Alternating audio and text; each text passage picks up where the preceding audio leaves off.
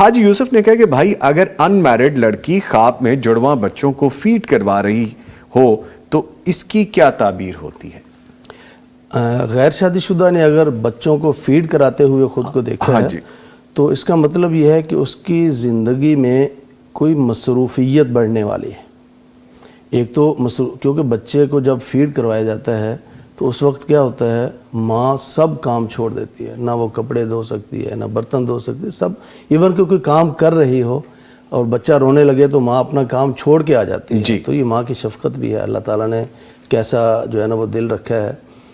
تو یہ اس کی مصروفیت کی طرف اشارہ ہے. اور دوسرا انشاءاللہ اس کی شادی عن قریب ہونے کی طرف اشارہ ہے اور شادی کے بعد صاحب اولاد ہونے کی طرف اشارہ ہے.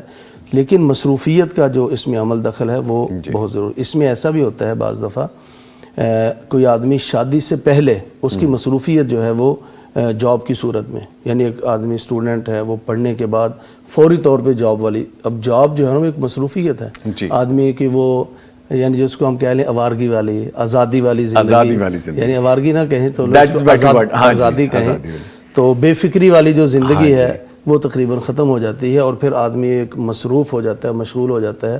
تو یہ مشغولیت، بیٹیاں بھی جو ہے نا وہ تعلیم کے بعد جاب کی تلاش میں ہوتی ہیں، تو اس کی طرف بھی اشارہ ہے کہ جاب کی مصروفیت اور پھر اس کے بعد ایک بڑی مصروفیت شادی کی اور اس کے بعد جو ہے نا بچوں کی مصروفیت. تو مشغولیت والی جو ہے نا زندگی کی طرف اشارہ ہے، لیکن یہ ایسی مصروفیت اور مشغولیت ہے جو کہ آدمی کو تنگ نہیں کرے گی بلکہ اچھا لگتا ہے، خوشی دے گی. ٹھیک ہے.